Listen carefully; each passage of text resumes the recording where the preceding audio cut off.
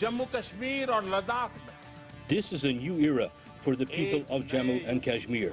Now every Indian will have the same rights. The Indian Prime Minister addresses the nation as tensions rise between India and Pakistan after New Delhi revokes special status for Kashmir. Kashmir has long been a source of major contention between India and Pakistan, and they've fought two wars over the region. For years, a line of control has separated Pakistan-administered Kashmir from Indian-administered Kashmir, and the de facto border between the two nuclear-powered sides is one of the most militarized in the world. For decades, Kashmir has enjoyed a special status under India's constitution, which gave it a large degree of autonomy. But earlier this week, the Indian government announced it was removing it, and that has drawn a strong response from Pakistan, with its Prime Minister Imran Khan denouncing the move as illegal. Meanwhile, India has poured thousands of extra troops into Kashmir to try and prevent any unrest as tensions mount. And on Thursday, Prime Minister Narendra Modi gave an address to the nation laying out why India took this action. Laws were created for the entire country.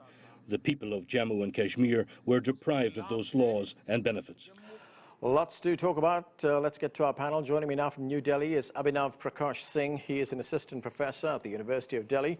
With us too from New Delhi is Zainab Sikandar. She is a writer and political analyst. Here with me in the studio is Anwar Iqbal. He is Washington bureau chief for the Pakistani daily newspaper The Dawn. And from Denver, we're joined by Atha Zia. She is a Muslim Kashmiri, and she is an assistant professor of anthropology at the University of Colorado, Boulder. Welcome to all of you to the show. Abhinav Singh, let me start with you. This decision by the Indian government to revoke the special status for Kashmir is very controversial. It's causing quite a fiery debate. What do you think was the motive behind this? See, when we talk about Kashmir, normally we see the assumption is that the people of few districts of southern and central Kashmir constitute the Kashmir. But the state of Jammu and Kashmir and Ladakh was a very diverse, multi-ethnic, multi-caste, multi-religious state. And what Article 370, which was a temporary provision, had done was to concentrate power in the hand in the few districts of the valley, and among them, among the few political dynasties and the radical separatists. Which meant that the other sections of the society were not getting their due rights, like the Buddhist of Ladakh. They always complained that their script, their culture is being repressed. The Dalits, the low caste people in the state of Jammu and Kashmir, were by law not allowed to pick up any other government job but to clean the drains and do the sweepings.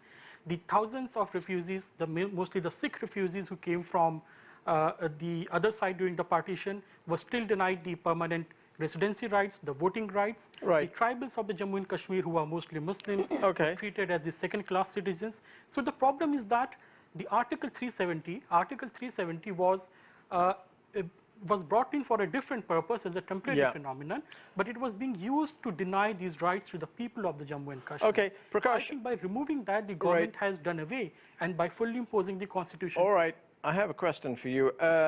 This special status has been enforced now for 70 years. Why has it been changed now? I mean, there are other states in India, Nagaland for one, which also has a special status. That hasn't been changed. Why Kashmir? Well, because in the case of Nagaland and the other states, those are special provisions. In the case of Kashmir, it was a temporary provision. There's a difference between the two. Okay. And in the case of Kashmir, this was granted because of the conditions in which the Kingdom of Jammu and Kashmir acceded to the Union of India. So there have been technical problems in doing that. Perhaps the New Delhi was waiting for the the dispute to resolve and then do the reorganization of the state. All right. But I think 70 years is more than enough. All right, even the first Prime Minister Nehru thought that this will fade away on its own, but it hasn't.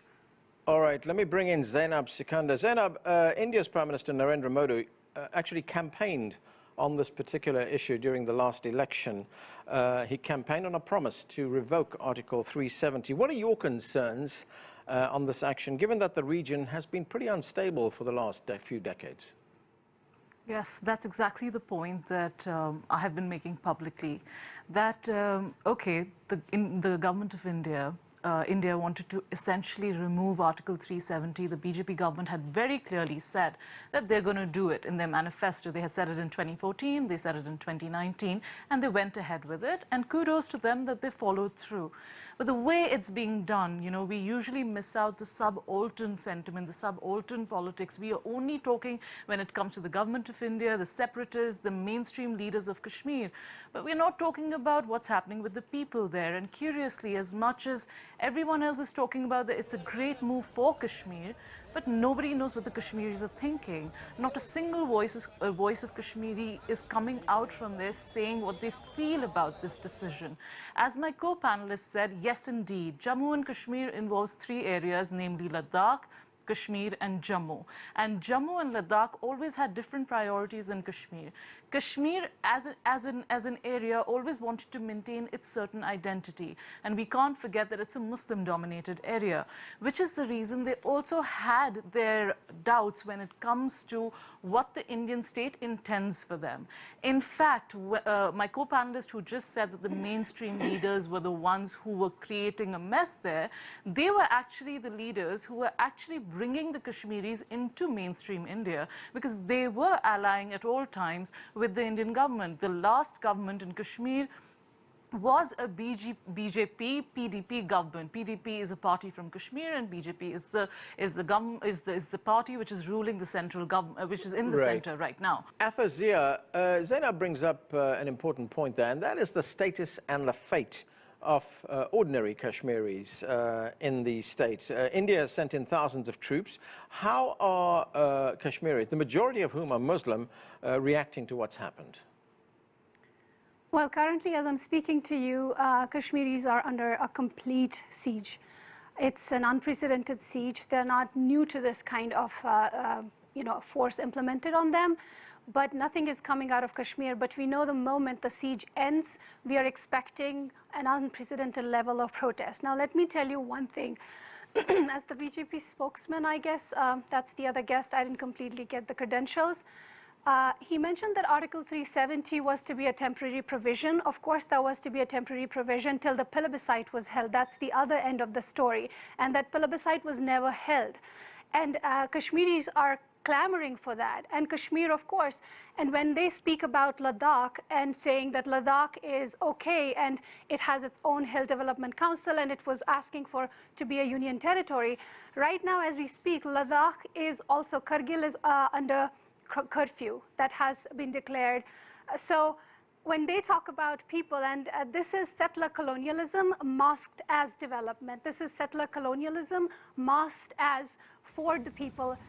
So if it was for people, why are Kashmiris under siege right now?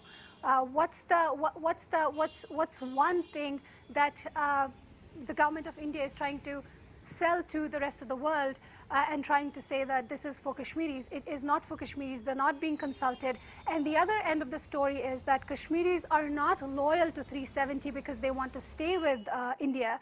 They are protecting their territorial sovereignty because that's one part of this equation. All right. That that 370 offered them was to protect their territorial sovereignty, which they have been demanding before 1947. So this struggle doesn't begin in 1947. It begins right before that, when India was having its Quit India movement. Kashmir was having its Quit Kashmir movement. All right, let me get a quick response to what you've been saying from Abhinav. Abhinav, we just heard there from Athazia telling us that, yes, this was a temporary measure, Article 370, but attached to it was a plebiscite. And she described this as settler colonialism. Very quickly, what's your response to that? Well, there was no promise of conducting a plebiscite in the Kashmir. There is no such document, no such promise from the Parliament of India. Second point, the plebiscite would have happened under the UN resolution when Pakistan were to withdraw on the territory of the Kashmir which it occupies and hand it back over to India. Only then there was a provision of holding the referendum in the Jammu and Kashmir.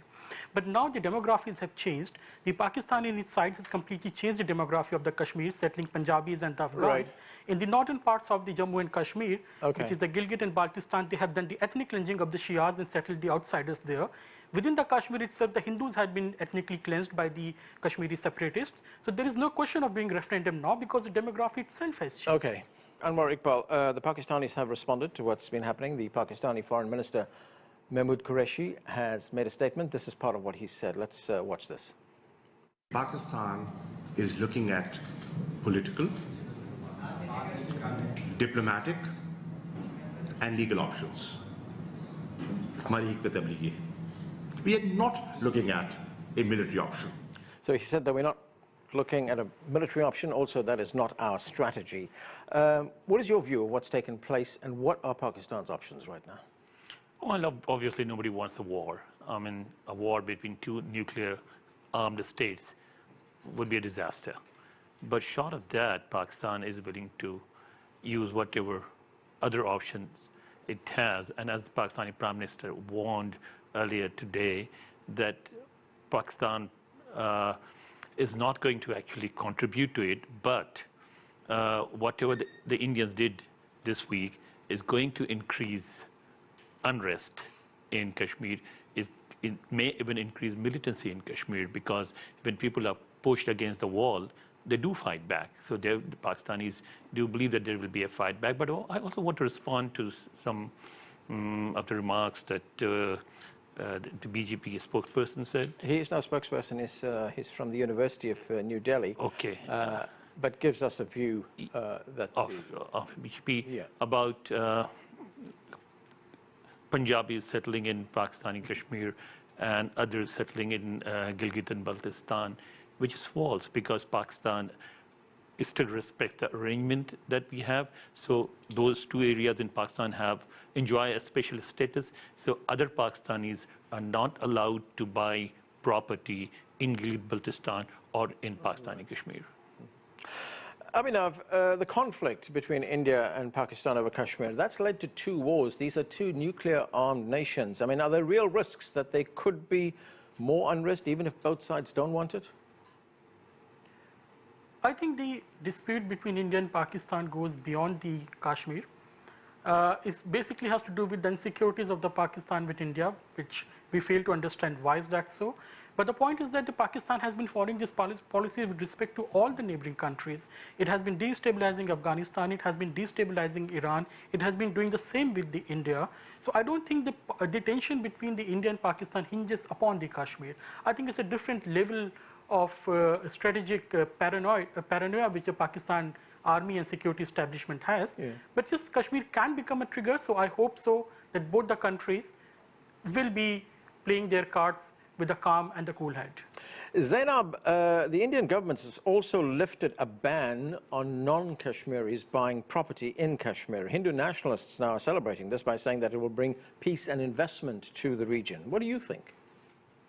Look, so far, Kashmiris always stood by that they wanted to maintain Article 35A, which gives them the right that only residents and state subjects of Kashmir can buy property in Kashmir. And this is not the only single state in Kashmir. We've already established that. Sorry, we've already established that this is not the only state in India which has a special status, that only residents can buy property there. Now, when the demographics change, the Kashmiris are of the view that they're going to lose their identity. They will not have the unique identity. They will be diluted as a state. And please don't forget, again, this is a Muslim-dominated area, and I'm specifically talking about Kashmir Valley. So the main doubt and the main fear that is in the Kashmiri mind is that will our culture be maintained? And of late, there have been reports in social media where some leaders of the ruling party have made rather obnoxious and irresponsible statements in which they are asking men from other states to go and marry Kashmiri girls because they are white. So, you know, this leaves a bad taste. It's very distasteful. Anybody who's hearing this doesn't, I mean, it only shows that the Kashmiris' fears are actually pretty true. And the government needs to really, you know, put an impetus that, you know, we are not trying to change the demographics of Kashmir, because the minute the area opens up for everybody else to invest in, Kashmiris think that their land will never be the same. It won't be the Kashmir they know.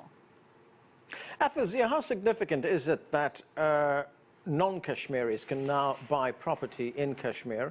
I mean, how real is the risk that it could change the identity of the region, it could change the character of the region with these change in demographics there?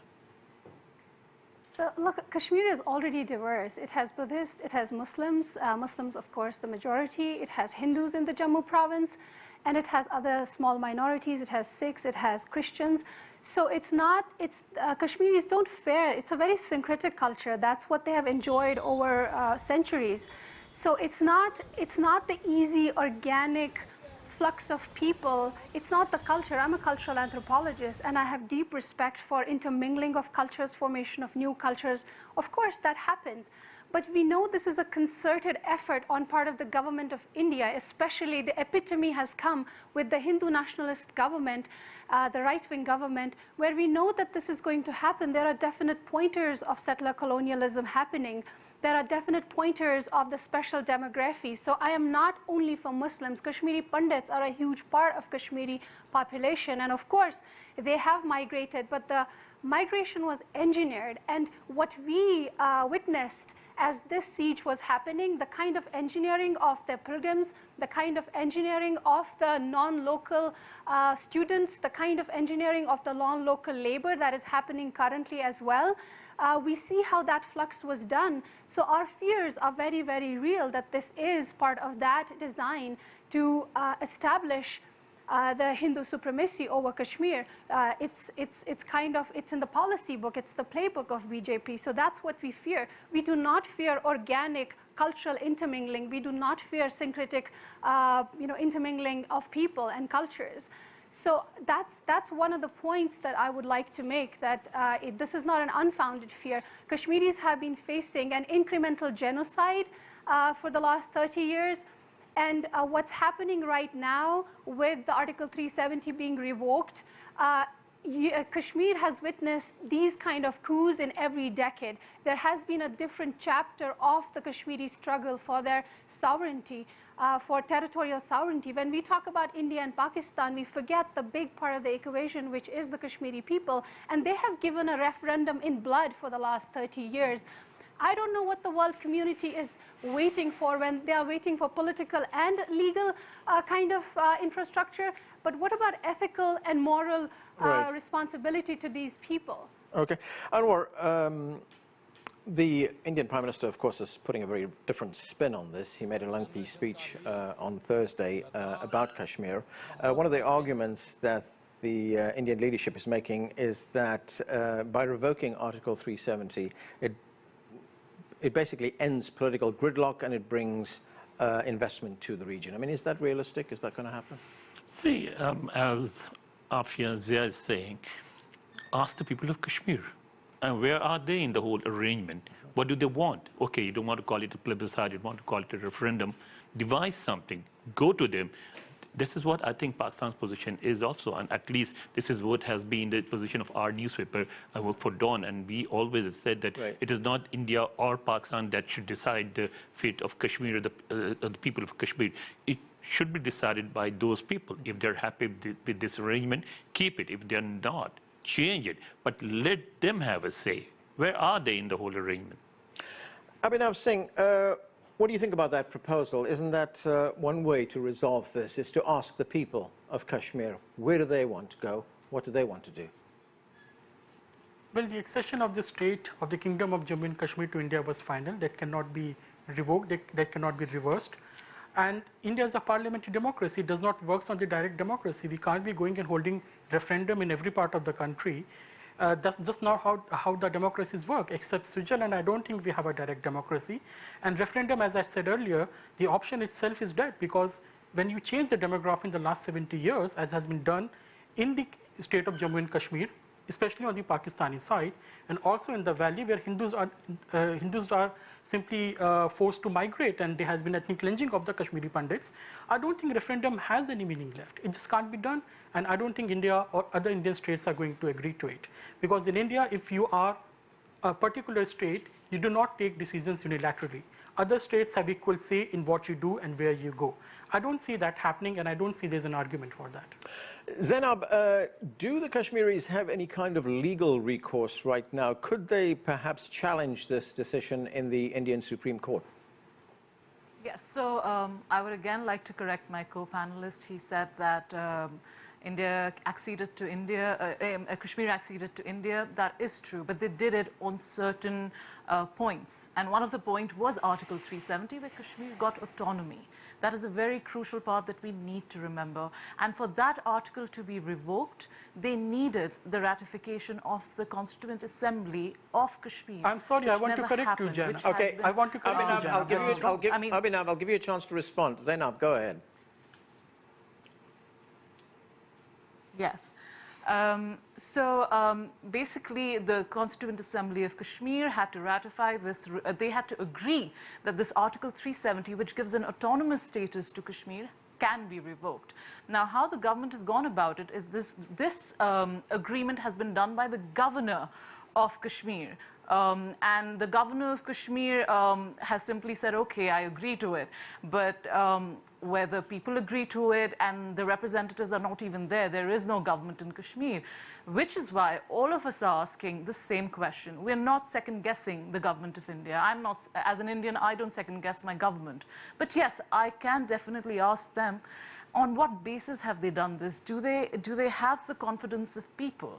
Are the Kashmiris on this? See, if this brings peace in Kashmir, we are more than happy. Jammu and Ladakh are anyway very happy with this decision. But what about the valley? That is also an integral part of this area. Are the people there happy? Have they asked people what they want? Have they heard the voices of people? This is the question we're asking again and again. Okay. And like my co-panelist said, that we cannot go ahead and do referendums everywhere, but they have to understand they have given special status to other states too. Okay. So why the difference? If you can allow other states to maintain their identity, why not Kashmir? Okay, Abhinav, go ahead. I just wanted to say that the instrument of accession that Jammu and Kashmir signed with India was similar to what other states signed. Article 370 is not part of that instrument of accession.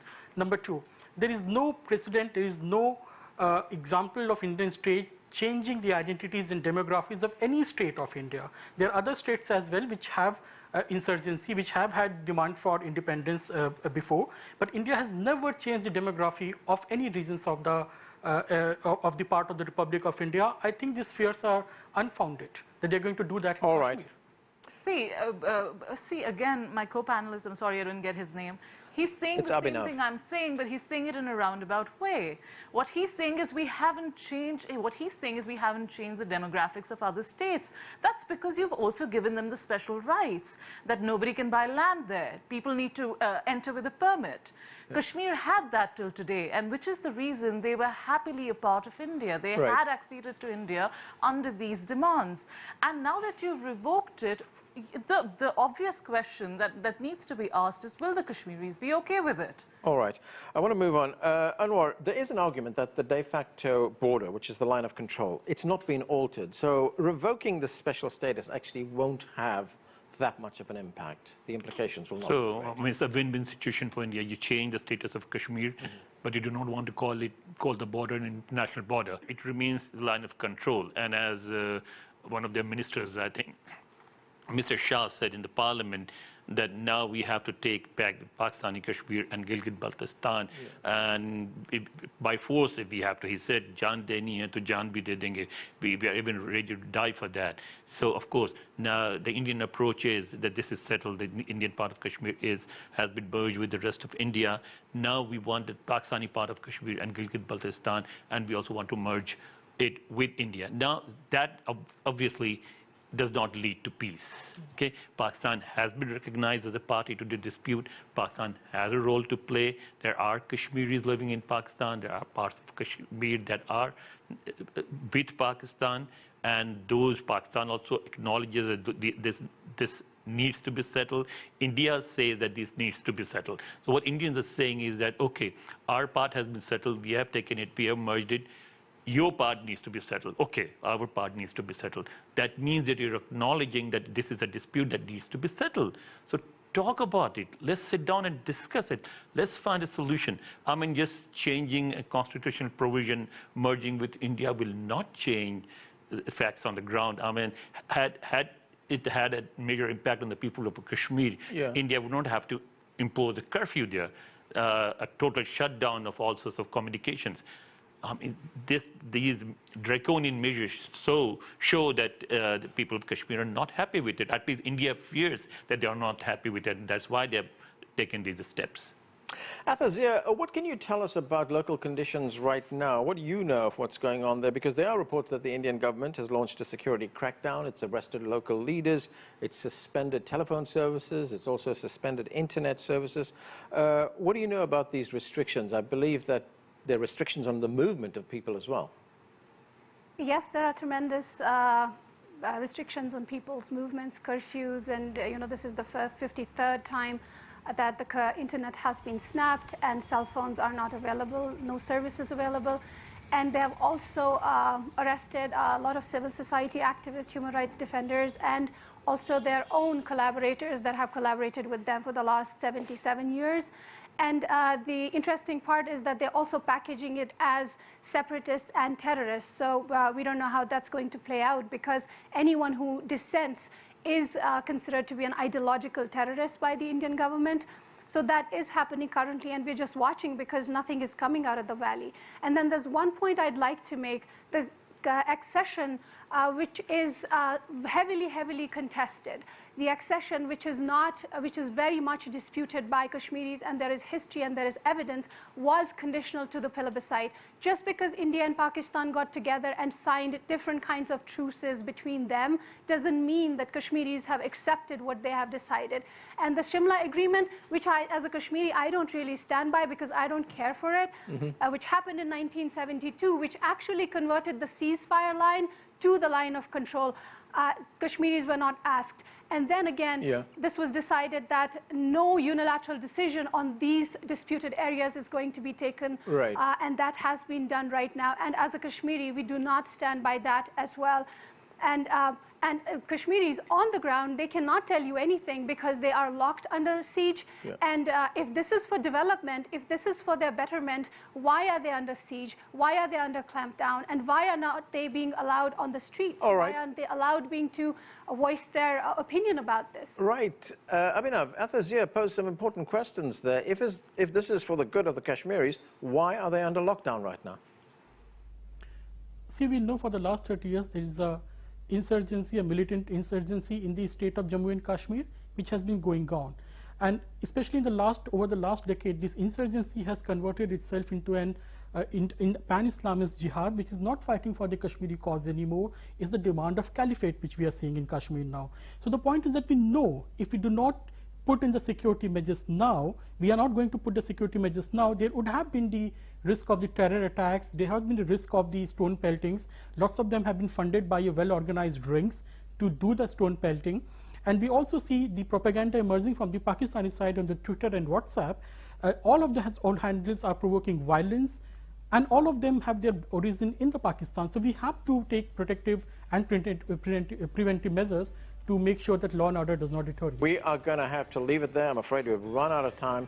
Thanks to all of you for being with us. That's all. Thanks for checking out our channel. We hope you enjoyed the video. We have tons of content for you just like this. For more one-of-a-kind news and analysis, be sure to subscribe.